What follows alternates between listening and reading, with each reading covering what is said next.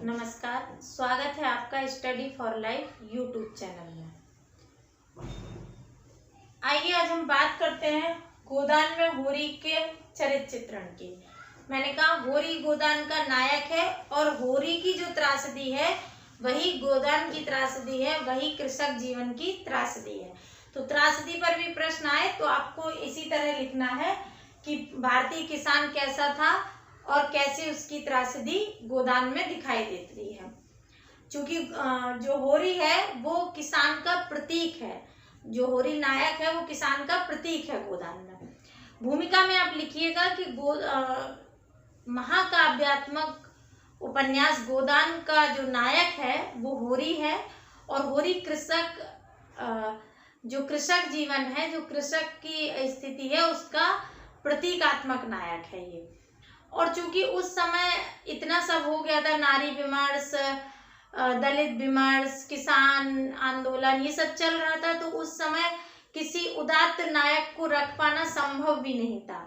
रामकृष्ण और बुद्ध की परंपरा से हटकर इसमें एक किसान को उपन्यास का नायक बनाया गया, जो होरी के रूप में दिखाई देता है। और होरी में एक नायक के संपूर्ण गुण है, जो गोदान दिखाना चाहता है, जो किसान की त्रासदी दिखाई जा रही है, उसमें होरी ही उचित नायक दिखाई देता है। तो होरी की जो विशेषताएं हैं वो एक एक करके पॉइंट दिए गए हैं। मानवता व साहस का प्रतीक है। होरी जो है वो मानवता और साहस का प्रतीक है। उसमें इतना परेशान है, गरीब है, कर्ज से भरा हुआ है, लेकिन मानवता नहीं छोड़ी है, बेईमान नहीं है, लड़ने झगड़ने वाला नहीं है, ईमानदारी से जीने वाला है, लोगों पर दया दिखाने वाला भी है, प्रेम करने वाला है और साहसी भी है। वो कभी हार नहीं मानता। उसको हमेशा लगता है कि इस बार कर्ज छूट जाएगा तो अगली बार हम अच्छे से जीवन जिएंगे, और कभी हार नहीं मानता है। गोदान में कोटेशन है, जीवन के सारे संकट, सारी निराशाएं मानो उसके चरणों पर लौट रही थी। कौन कहता है कि जीवन संग्राम में वह हारा है? इस कोटेशन को आप लिख दीजिएगा। जिनके पास हमारी बुक है उसमें ये दिया गया है, और नहीं है तो इससे नोट कर लीजिएगा जो मैं बोल रही हूँ। जीवन के सारे संकट, सारी निराशाएं मानो उसके चरणों पर लौट रही थी। कौन कहता है कि जीवन संघर्ष में वह हारा है? अगला पॉइंट है भ्रातृत्व प्रेम। अपने भले वो बंटवारा हो गया है, उसका भाई जो हीरा है वो अलग रहने लगा है, सब कुछ है, उसकी गाय को वो जहर भी दे देता है, सब कुछ होने के बाद भी उसका अपने भाइयों के प्रति प्रेम बना रहता है। तभी जो रहता है वो दमड़ी बसोर जो रहता है वो उसकी जो भाई की पत्नी को धक्का मार देता है, तो उसको गुस्सा आ जाता है और वो बोलता है कि रुपए की गर्मी है तो वह निकाल दी जाएगी, अलग है तो क्या हुआ, खून तो एक ही है, कोई तिरछी आंख से देखे तो आंख निकाल लूं। मतलब अलग होने के बाद भी, जबकि उसने इतना छल कपट किया है हीरा ने उसके साथ, फिर भी वो प्रेम दिखाता है, फिर भी वो अपना कर्तव्य निभाता है। जब दमड़ी बसोर उसकी भाई की पत्नी को लात मारता है तो बोलता है कि रुपए की गर्मी है तो वो निकाल दी जाएगी, अलग है तो क्या हुआ, खून तो एक ही है, कोई आंख निकाल कर तो देखे, आंख निकाल लूंगा उसकी। तो अगला है धर्मवीरू और भाग्यवादी। अपनी भाषा में लिख सकते हो, और मैं एक और सलाह दूंगी कि गोदान का क्वेश्चन आप तभी उठाइएगा जब आपके पास काव्य के क्वेश्चन लिखने के लिए ना हो। अगर आपको काव्य का पोर्शन मिल जाता है तो आप कोशिश करिएगा गद्य से बच के काव्य पे क्वेश्चन लिखने का। 6 क्वेश्चन आप काव्य पे करिएगा, जब ऑप्शन ना हो तब आप गद्य लीजिएगा। फिर भी गोदान सबसे लास्ट में, क्योंकि गोदान बहुत आसान है, सभी लोग लिख लेते हैं इस पर। धर्मवीरू और भाग्यवादी। धर्मवीरू लोग भाग्यवादी हो भी जाते हैं, जो ज्यादा धार्मिक होते हैं उनको वो भाग पर, जैसे जब उनके हाथ में कुछ नहीं होता तो वो सोचते हैं कि सब कुछ भाग्य में है जैसा है, इसीलिए वो गोबर को अपने पुत्र को समझाता है, कहता है कि वो जो बड़े लोग हैं वो ऐसा, उन्होंने ऐसे पिछले जन्म में कर्म किए हैं कि वो इस तरह का भाग्य लेके पैदा हो गया, और हमने कुछ किया ही नहीं है तो हम क्या लेके पैदा होते, तो हम कुछ लेके पैदा नहीं हुए, हमारे पास कुछ भी नहीं है, वो कहते हैं। और जो पंच परमेश्वर जो उसे जो गांव की पंचायत उस पर जो वो दंड थोप देती है, उसे भी वो बड़े आराम से भरता है। वो कहता है कि पंच में परमेश्वर है, उनका जो न्याय है वो सर आंखों पर। पंच में परमेश्वर होता है, उनका जो न्याय है वो सर आंखों पर है। निर्धनता, निर्धनता उस समय के किसान की सबसे बड़ी विशेषता थी, विशेषता ही कह लें, वैसे तो ये उनकी दुर्गति थी।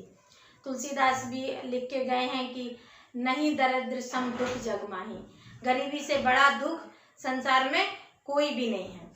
तो निर्धनता उस समय बड़ा दुख था। कहा जाता है कि भारत का किसान कर्ज में जन्म लेता है, कर्ज में ही जीता है और कर्ज में ही मर जाता है।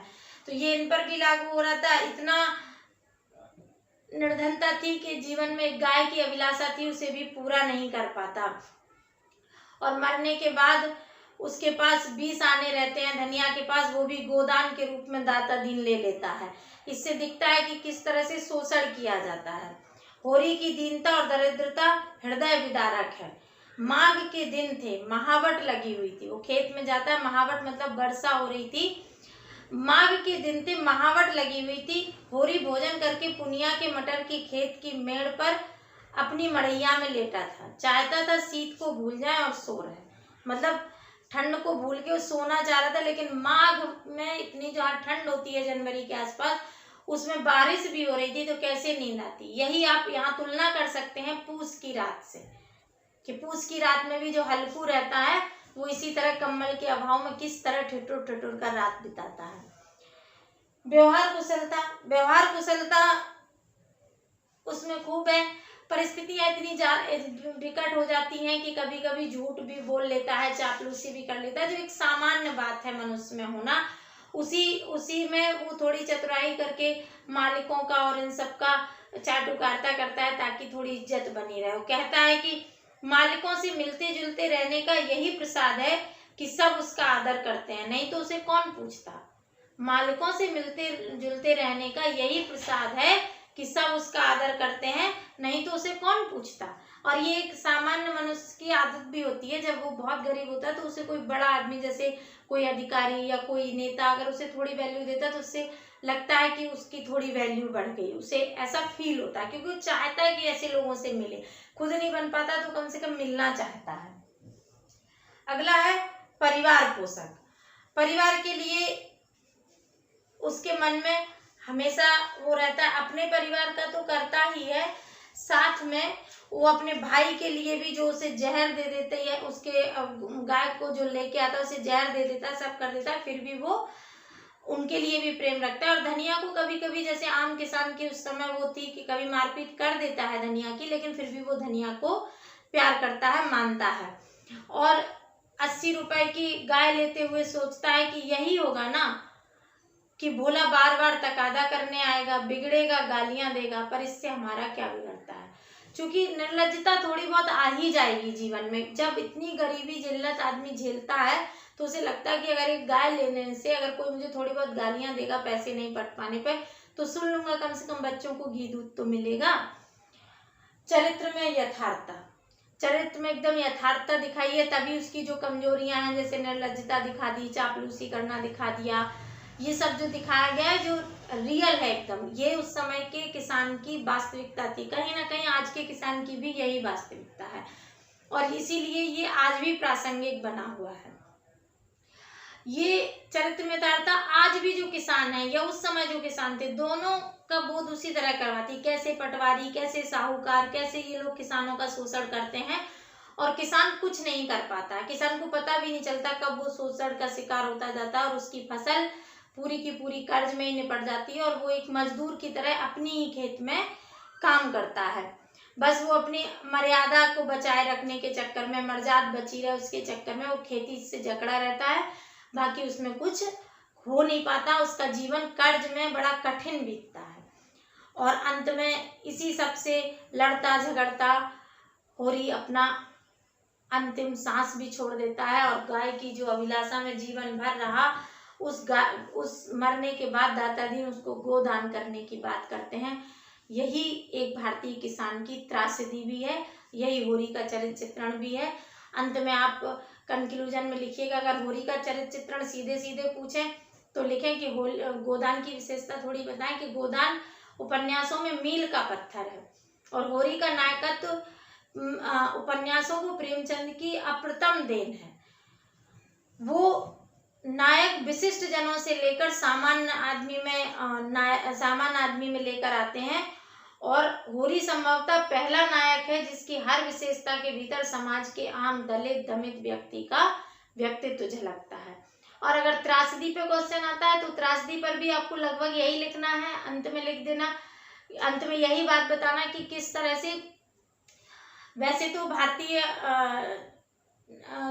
साहित्य में त्रासदी की परंपरा नहीं रही है, लेकिन यहाँ चूंकि नायक का अंत दिखाया जाता है तो ये त्रासदी, इसे त्रासदी कहा जा सकता है। और इसमें जो होरी का अंत है वो कहीं ना कहीं किसान के जीवन का अंत है। होरी चूंकि प्रतीकात्मक नायक है, वो एक भारतीय किसान का प्रतिनिधित्व कर रहा है, तो होरी की मृत्यु मतलब किसान की ही मृत्यु है और ये कृषक जीवन की ही त्रासदी है। आशा है आप लोगों को ये समझ में आ गया होगा। नहीं, कोई भी समस्या हो, कुछ भी हो, अच्छा है या बुरा है, जो भी आपको लगे आप कमेंट्स बॉक्स में जरूर बताएं। समझ में आ रहा है या नहीं आ रहा है, आपको कोई लाभ मिल रहा है या नहीं मिल रहा है, इसे प्लीज़ कमेंट्स बॉक्स में बताएं और वीडियो को शेयर करते रहें। अगर आपने हमारा चैनल सब्सक्राइब नहीं किया है तो प्लीज़ इसे सब्सक्राइब भी कर लें। धन्यवाद।